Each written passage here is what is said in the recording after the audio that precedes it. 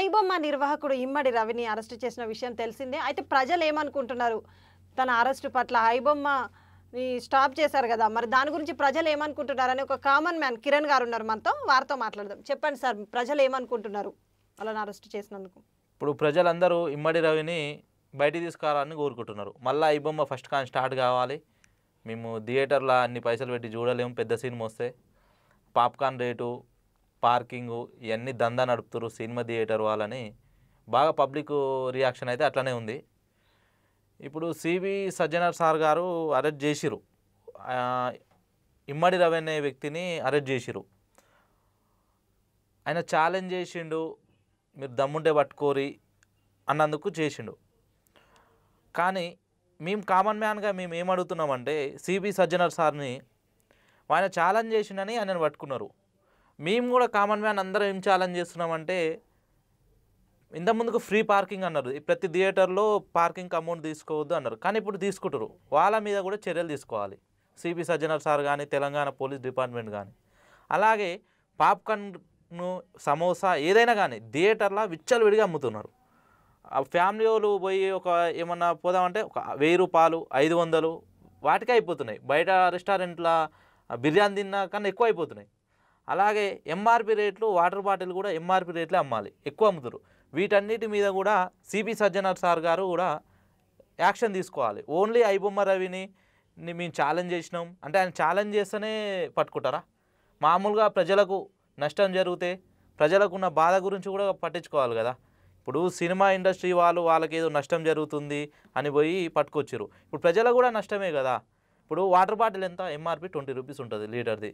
కానీ థియేటర్లో 30, 45, 50 ఇంతగానే అమ్ముతారు. ఇప్పుడు వీళ్ళు కూడా అట్లా ఎవరైతే అమ్ముతారో వాళ్ళ మీద కూడా యాక్షన్ తీసుకోవాలి. మెయిన్ ఇంకోటి, ఇంతకుముందుకు ఒక వార్త వచ్చింది, ప్రతి థియేటర్లో ఫ్రీ పార్కింగ్ పెట్టాలి, పార్కింగ్ పైసలు వసూలు చేయొద్దు అని, చేస్తే కంప్లైంట్ ఇవ్వాలని ప్రతి కలెక్టర్ కూడా ఇంతకుముందుకు నేను చూసి 1 సంవత్సరం 2 సంవత్సరాల క్రితం వార్త వచ్చింది. కానీ ఇప్పుడు ఎవ్వరు కూడా ఫ్రీగా పెట్టట్లేదు. పార్కింగ్ పైసలు 100% తీసుకుంటున్నారు ప్రతి థియేటర్లో. దాని మీద కూడా యాక్షన్ తీసుకోవాలని మా కామన్ మ్యాన్గా ఛాలెంజ్ చేస్తున్నాం మేము సిబి సజ్జనర్ సార్ని. ఇప్పుడు ఇమ్మడి రవి ఉన్నాడు కదా, ఆయన చేసింది తప్పు అంటారా, ఒప్పు అంటారా? ప్రజలకు అతను మంచి పని చేశాడంటారా? మరి సినీ వర్గాలకు వాళ్ళు నచ్చడం లేదు కదా, ఎన్కౌంటర్ చేయాలంటున్నారు. ఫస్ట్ ఆఫ్ ఆల్ అతను చేసింది తప్పు అంటారా, ఒప్పు అంటారా? చెప్పండి మీరు.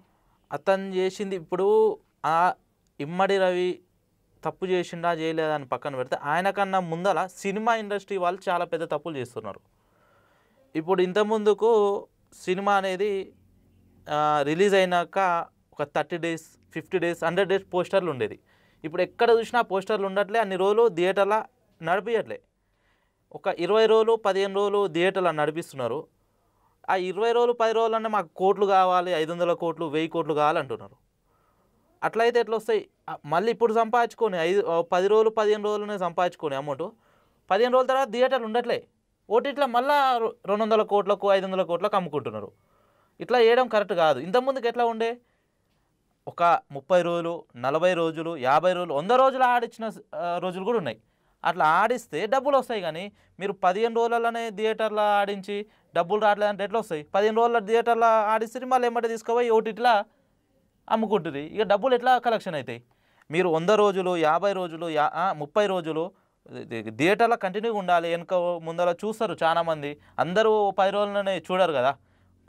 కొంతమంది పనులు ఉంటాయి, ఊర్లలో పోతారు. అందుకే ఎక్కువ రోజులు థియేటర్లో నడిపించాలి, వాళ్ళు కలెక్షన్ చేసుకోవాలి. కానీ 10 రోజులనే మేము వేల రేట్లు పెంచి మాకు ఈ 10 రోజులు ఒక 1000 రూపాయలు కావాలి టికెటు, 2000 కావాలి, 3000, ఇది పద్ధతి కాదు. వీళ్ళు చేసేది 100% రాంగ్. ఫస్ట్ రవిని అదే మన ఇమ్మడి రవిని ఎన్కౌంటర్ చేయాలని అంటే ఆయనకన్నా ముందర వీళ్ళనే ఎన్కౌంటర్ చేయాలి. ప్రజలందరూ కలిసి వీళ్ళనే ఎన్కౌంటర్ చేస్తారు. దోపిడీ అయిపోయింది ఇప్పుడు మొత్తం. అసలు ఆ రేట్లేంది? వీళ్ళు సీఎం రేవంత్ రెడ్డి కాడికి పోయి, మళ్ళీ మన మంత్రుల కాడికి పోయి వీళ్ళు సినిమా రేట్లు తక్కువైనా పెంచాలని అడుగుతారు. వీళ్ళు ఏమన్నా దేశానికి ఏమన్నా సేవ చేస్తుర్రా? ఏమన్నా ఫ్రీగా చేస్తుర్రా? వేల కోట్లు సంపాదించుకోరు. ఇప్పుడు చిరంజీవి కానీ, నాగార్జున కానీ, బాలకృష్ణ కానీ వీళ్ళంతా సినిమా ఇండస్ట్రీ నుంచి ఎంత సంపాదించుకోరు? వీళ్ళు ఏమైనా బిజినెస్లు చేసిరా? చిరంజీవి ఏమైనా బిజినెస్ చేసిండా? లేదా నాగార్జున ఏమైనా బిజినెస్లు చేసిండా? మొత్తం మా ప్రజల సొమ్మే కదా. మేము బాగా చూడడం వల్లనే వాళ్ళకు డబ్బులు సంపాదించుకోరు. వాళ్ళ నాన్న కానీ వాళ్ళు కానీ అందరూ అలాంటిది వీళ్ళు కూడా రేట్లు తగ్గియాలి, రెమ్యునరేషన్ తక్కువ తీసుకోవాలి, అది ప్రజలు అట్లా కోరుకుంటున్నారు. ఇప్పుడు ఓటీటీకి ఎందుకు ఎమ్మటే అమ్ముకుంటున్నారు? ఒక 50 రోజులు నడిపించవచ్చు కదా థియేటర్లనే, చూస్తారు జనాలు చూస్తారు. కొద్ది వెనక ముందు అయితే ఓటీటీలో రిలీజ్ చేస్తే కథం ఎమ్మటే ఏం చేస్తారు, చాలామంది డబ్బులు లేని వాళ్ళు పేదోళ్ళు ఇప్పుడు వైరస్ ఏదో అందులో చూస్తారు. వాళ్ళ తప్పు ఏం లేదు. రవిది కూడా తప్పు లేదు, ఐబొమ్మ రవిది కూడా తప్పు లేదు. 100% ఆయన చేసింది కరెక్టే. ఎందుకంటే చాలా మంది ప్రజలకు, పేద ప్రజలకు చాలా న్యాయం